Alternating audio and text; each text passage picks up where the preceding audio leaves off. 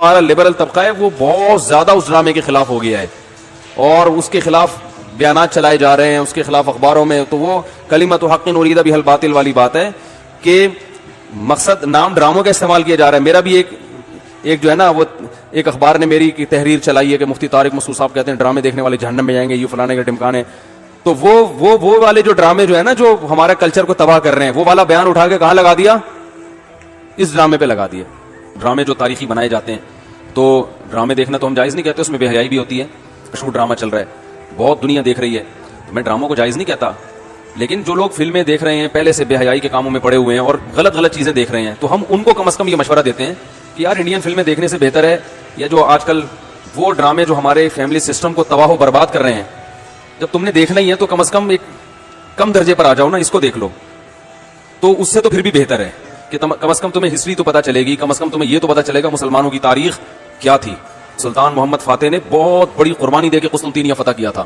وجہ کیا ہے کہ اس وقت اس ڈرامے کی وجہ سے خبریں آ رہی ہیں کہ ہالی ووڈ کی بڑی بڑی مشہور ترین فلموں کا ریکارڈ توڑ دیا اس نے, ٹھیک ہے نا, بڑی بڑی فلموں کا.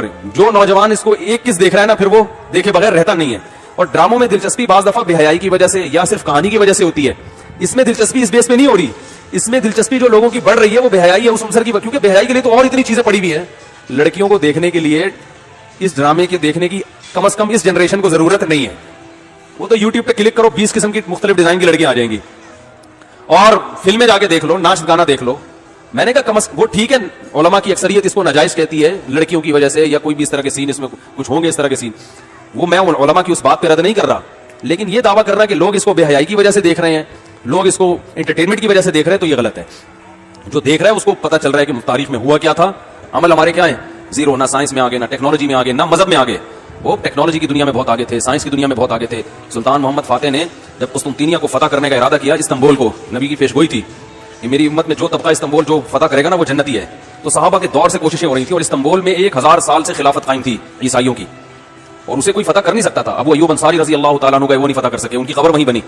بڑے حملے ہوتے رہے, اتنی چوڑی دیوار میں نے خود دیکھی, اس کی میں نے ویڈیو بھی بنائی تھی, اور اتنی لمبی دیوار شہر کے گرد کہ اس کو ناممکن اسباب کی دنیا میں کوئی میلی آنکھ اٹھا کے دیکھ نہیں سکتا تھا, اور جتنی لڑائیاں ہوئی سب ناکام ہوئی تھی.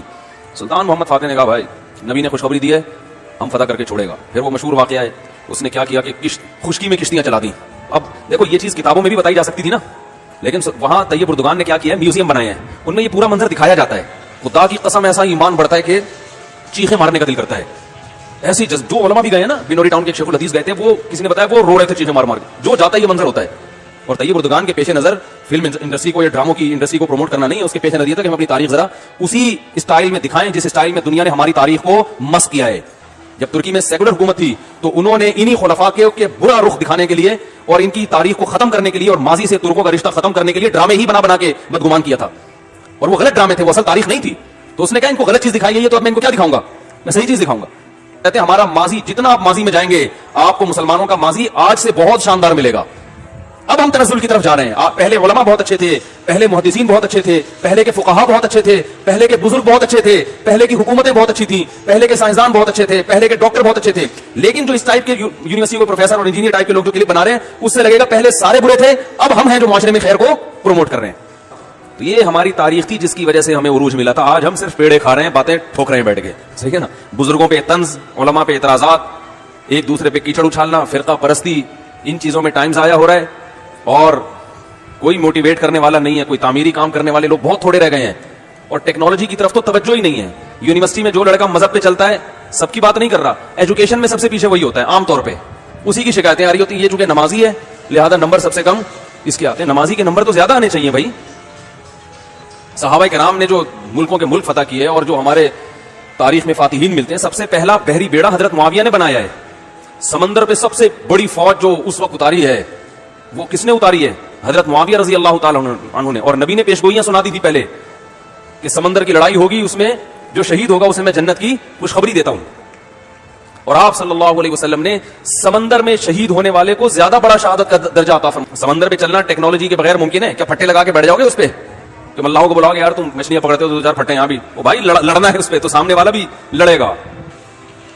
تو نبی صلی اللہ علیہ وسلم فرمایا جو سمندری لڑائی ہے, جو شخص سمندر میں جہاد کرے گا اس کے جو چکر آئیں گے نا اس پہ بھی اللہ اس کو اجر دے گا. آج میڈیکل سائنس میں بہت سے الفاظ ایسے ہیں जो अरबी से इंग्लिश मुसलमान साइंसदानों के थे वो, लेकिन अब देखो हाल क्या बना दिया।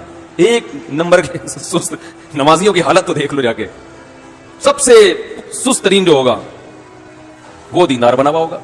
तभी मैं ये तैयब उर्दुगान ने जो ड्रामा बनाया ना, ड्रामे ठीक है गलत चीज है, लेकिन इसका एक बहुत बड़ा असर दुनिया पे पड़ रहा है कि हमारे जो अकाबिर गुजरे हैं, जिन्होंने खिलाफतें की हैं, जिन्होंने हुकूमतें की हैं, जो दुनिया से लड़ते रहे हैं और जिन्होंने 700-500 साल तक 500 साल तक इस्लाम को बचाया, इससे पहले के लोग भी थे, तो उनका बड़ा अच्छा इमेज दुनिया के सामने जा रहा है कि भाई हमारी तारीख बुरी नहीं है, हमारी तारीख बहुत अच्छी है, उसमें कुछ बुराइयां हुई हैं। बनु उमैया के आप सुबह शाम ऐब तलाश करते हो, उनमें अगर कुछ ऐब है तो बहुत सी खूबियां भी हैं उनमें, तो सारे थोड़ी बुरे थे उनके। फिर बनु उमैया के बाद बनु अब्बास आए, अगर आप बनु उमैया को बुरा भला कहते हो तो बनु अब्बास की हुकूमत में भी बहुत से गलत काम हुए हैं, वो भी सारे गलत हो गए। फिर खिलाफत उस्मानी आई, वो तो वैसे ही पक्के हनफी थे, वो तो वैसे ही गलत हैं। तो अंग्रेज मुसलमान होकर बोलेगा नहीं तुम्हारे यहाँ सही लोग तो दुनिया में आई नहीं है, तो मोहम्मद सल्लल्लाहु अलैहि वसल्लम का मिशन तो वैसे ही नाकाम हो गया, अब 15वीं सदी में क्या कर रहे हो तुम बैठ गए यहाँ पे, है भाई?